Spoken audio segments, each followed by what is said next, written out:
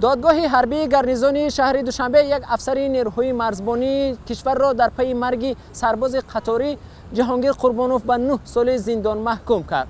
حکم یوریبک سعیدوف افسر نیروهای مرزبانی روز 28 مارس در بینای دادگاه عالی تاجیکستان صادر کرده شد و او بر اساس ماده برآمدن از حد وکالت‌های خدمتی مجرم شناخته شد.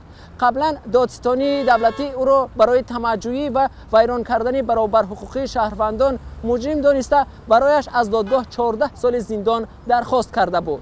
یوریبک سعیدوف در سخن نهایی خود گفت که هر تقاضایی که قانون طلب میکند آن را قبول دارد، ولی حکم دادگاه جانبی دعواگر را قانع نکرد و آنها گفتند از بالای این حکم شکایت خواهند برد.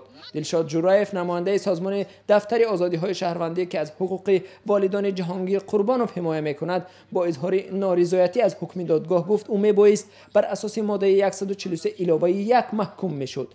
در وقت معین کرده قانونگذاری مرافع جنایتی با کلیگ حربی دادگاه عالی تاجیکستان شکایت کاساتیونی میبریم گفت او. البته ما در موادهای پرونده جنایتی دلیل‌های کافی است برای بند و بست کردن کیردار سعیدوف یوریبک با ماده 143 پریم 1 همه دلیل‌ها وجود دارند.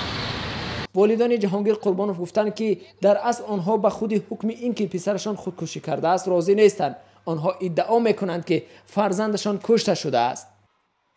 ما باور داریم که پسرمون هیچ وقت شد به دور کشیدگی نیست.